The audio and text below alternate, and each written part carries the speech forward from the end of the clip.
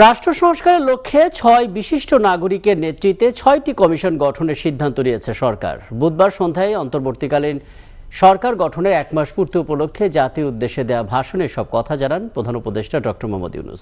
তিনি বলেন, সংস্কার ভাবনার অন্যতম কেন্দ্রবিন্দু হচ্ছে সুষ্ঠু নির্বাচন ব্যবস্থা এবং সুশাসন প্রতিষ্ঠা করা। এ সময় তিনি আরও জানান, ভারত সহ প্রতিবেশী রাষ্ট্রের সঙ্গে সুসম্পর্ক চায় অন্তর্বর্তীকালীন সরকার, তবে সেই সম্পর্ক ন্যায্যতা এবং সমতার ভিত্তিতে হতে হবে। আরও জানাচ্ছেন শাহনাজ শারমিন। বিশ্বাস প্রতিষ্ঠায় অন্তর্বর্তীকালীন সরকার দায়িত্ব নেওয়ার ১ মাস পূর্তিতে জাতির সামনে সরকারি পরিকল্পনা নিয়ে হাজির ডক্টর মোহাম্মদ ইউনূস। শুরুতেই জুলাই আগস্ট মাসে ফ্যাসিবাদের বিরুদ্ধে ছাত্র শ্রমিক জনতার অভ্যুত্থানে শহীদদের স্মরণ করেন তিনি। কৃতজ্ঞতা চিত্তে স্মরণ করছি আপনাদের ভাই বোনদের, আপনাদের সন্তানদের, যারা এই বিপ্লবে অংশগ্রহণ করেছিল। ৩৩ মিনিটের ভাষণে বিচার বিভাগ, আর্থিক খাত, শিক্ষা, প্রশাসন ও গণমাধ্যম সহ সকল ক্ষেত্রে সংস্কারের অগ্রগতি তুলে ধরেন তিনি। আইন নিজের হাতে তুলে না নেওয়ার আহ্বানও জানান। বলেন, বিশৃঙ্খলা সৃষ্টি করলে অবশ্যই শাস্তির আওতায় আনা হবে। কেউ আইন নিজের হাতে তুলে নেবেন না।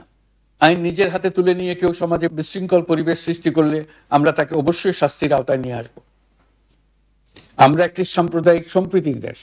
ধর্মীয় সম্প্রীতি বিনষ্ট হয় এমন কোনো কাজ কেউ কোনোভাবেই করবেন না। ডক্টর ইউনূস জানান, রাষ্ট্র সংস্কারের কাজে সমাজের সকল স্তরে মানুষের প্রতিনিধিত্ব ও স্বার্থ নিশ্চিত করতে এবং জুলাই গণঅভ্যুত্থানের বার্তাকে প্রতিফলিত করার জন্য ৬টি কমিশন গঠন করা হচ্ছে। পূর্ণাঙ্গ কমিটি গঠনের পর ১ অক্টোবর থেকে কমিশনগুলো কাজ শুরু করবে এবং ৩ মাসের মধ্যে রিপোর্ট দেবে। সেই রিপোর্টের ভিত্তিতে রাজনৈতিক দলসহ সব শ্রেণী পেশার মানুষের সাথে আলোচনা করবে সরকার। এসব বিষয়ে সংস্কার করার প্রাথমিক পদক্ষেপ হিসেবে আমরা প্রাথমিকভাবে ৬টি কমিশন গঠন করার সিদ্ধান্ত নিয়েছি। এসব কমিশনের কাজ পরিচালনার জন্য বিষয়ভিত্তিক অভিজ্ঞতা বিবেচনা করে ৬ জন বিশিষ্ট নাগরিকের নেতৃত্বে এই কমিশনগুলো পরিচালনা করার দায়িত্ব দিয়েছে। ডক্টর ইউনূস তার ভাষণে বলেন, ভারত ও অন্যান্য প্রতিবেশী রাষ্ট্রের সঙ্গে সুসম্পর্ক চায় বাংলাদেশ, তবে সেই সম্পর্ক হতে হবে ন্যায্যতা এবং সমতার ভিত্তিতে। একই সাথে সার্ককে পুনরুজ্জীবিত করার উদ্যোগের কথাও বলেন তিনি। আমরা ভারত এবং অন্যান্য প্রতিবেশী রাষ্ট্রসমূহের সঙ্গে সুসম্পর্ক চাই, তবে সেই সম্পর্ক হতে হবে ন্যায্যতা এবং সমতার ভিত্তিতে। ভারতের সাথে আমরা ইতিমধ্যে বন্যা মোকাবেলায় উচ্চ পর্যায়ে দ্বিপাক্ষিক সহযোগিতার আলোচনা শুরু করেছি।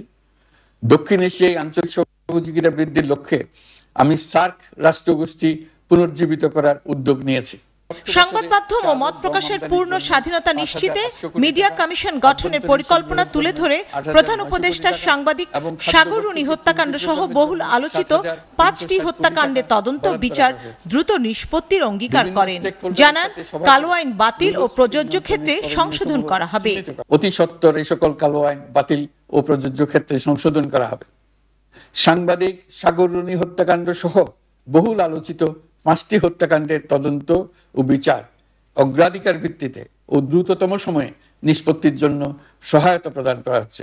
জাতির উদ্দেশ্যে দেওয়া ভাষণে শ্রমিক ও মালিকদের সাথে কথা বলে তৈরি পোশাক ও ঔষধ শিল্পের অস্থিরতা দূর করার অঙ্গীকার করেন ডক্টর মোহাম্মদ ইউনূস। প্রোগ্রামের জন্য ৭,৩৬০ কোটি টাকা। শাহনাজ শারমিন, ৭১, ঢাকা।